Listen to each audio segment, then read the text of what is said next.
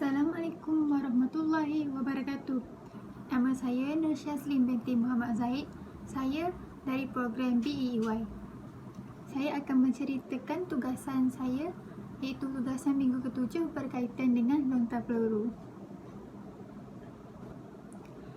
Fizikal peluru. Yang pertama ialah peluru diperbuat daripada besi, tembaga atau logam. Bentuknya haruslah bulat dan mempunyai permukaan yang licin. Berat peluru adalah berbeza mengikut peringkat peserta dan jenis-jenis pertandingan yang dianjurkan. Yang pertama ialah contohnya seperti berat peluru 2.27 kg di bawah kelas MSSM bawah 12 lelaki atau perempuan. Yang kedua ialah 4 kg MSSM bawah 18 dan bawah 15 perempuan.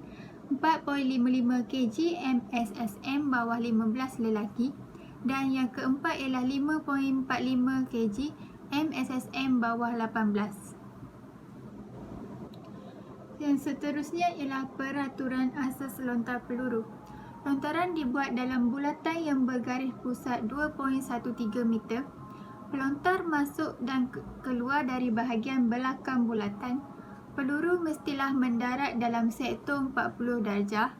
Pelontar dikira batal apabila menyentuh kawasan luar bulatan atau memijak bahagian atas kayu penghadang berukuran 10 cm tinggi, itu semasa dan selepas peluru dilepaskan. Dan yang terakhir ialah pelontar boleh keluar dari bahagian belakang bulatan. Kemahiran asas lontar peluru ada dua. Yang pertama ialah pegangan peluru dan yang kedua ialah menyokong peluru. Yang pertama ialah pegangan peluru. Pegangan peluru perlulah menggunakan 3 jari di tengah-tengah, jari dikelingking di sisi peluru untuk memberi sokongan kepada sisian. Yang ketiga ialah pergelangan tangan haruslah membekuk lurus. Yang seterusnya ialah menyokong peluru. Yang pertama ialah rapatkan peluru pada leher dan bahagian bawah dagu. Pangkal tangan haruslah menghadap keluar dan siku berada jauh sedikit daripada badan peserta. Seterusnya ialah teknik melontar peluru yang terbahagi kepada 3 bahagian. Yang pertama ialah gaya berdiri dan melontar tanpa lungsuran. Yang kedua ialah gaya Perry O'Brien.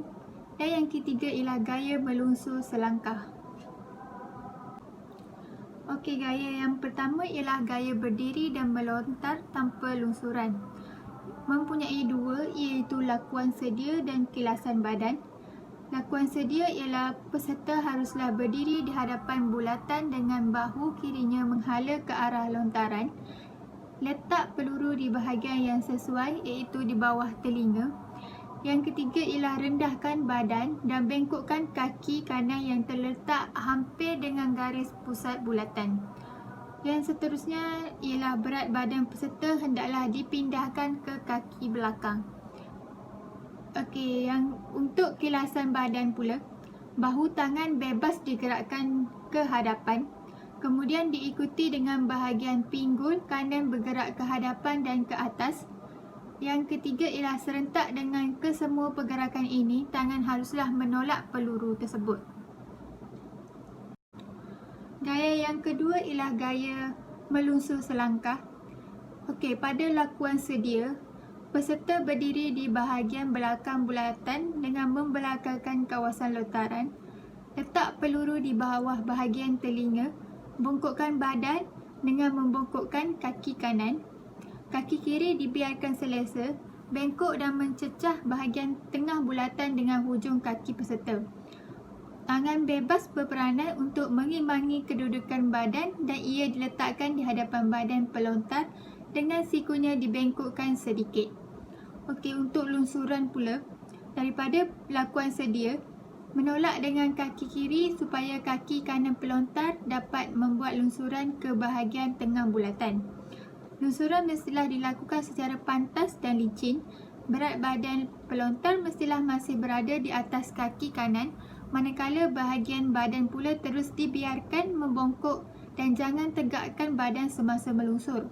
Kaki kiri pelontar diletakkan di bahagian hadapan bulatan. Untuk lontaran pula, apabila dikilaskan badan itu selesai, badan hendaklah menghadap ke arah lontaran. Kaki yang melunsur, iaitu kaki kanan yang di belakang, menolak dengan kuat sehingga badan terangkat melentik. Disusuli pula dengan pergerakan menolak peluru, bermula dengan bahu diikuti dengan tangan yang memegang peluru. Kedua-dua kaki mestilah bersentuhan dengan tanah semasa peluru dilontar. Untuk pulihan pula, ia bertujuan bagi mengelakkan pelontar hilang keimbangan dan terjatuh di kawasan hadapan selepas melepaskan peluru, iaitu pergerakan pulihan hendaklah dilakukan jika perlu. Bawa kaki ke kanan ke hadapan bulatan, belakang papan penahan, dan pada masa yang sama kaki kiri digerakkan ke belakang secara tergantung untuk meimbangi badan. Gaya yang terakhir ialah gaya Perry O'Brien yang mempunyai 4 fasa. Fasa yang pertama ialah fasa persediaan, yang kedua ialah fasa gelongsoran, yang ketiga ialah fasa lontaran, dan yang keempat ialah fasa pemulihan. Fasa yang pertama ialah bengkokkan badan, bengkokkan kaki kanan dan kaki kiri diangkat dan dibengkokkan.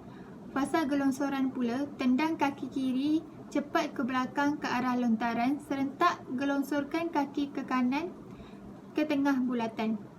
Seterusnya ialah letakkan kaki kiri dekat kayu penghadan dengan tidak mengubah bahagian atas badan.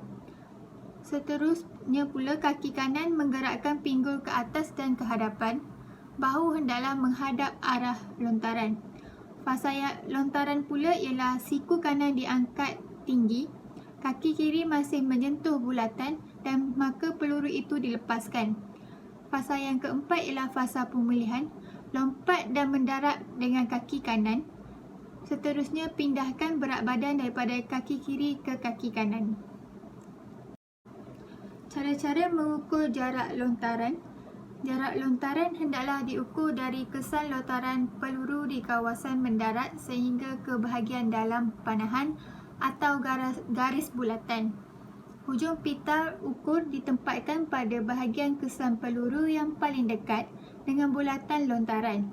Pita ukur ditarik sehingga ke tengah bulatan.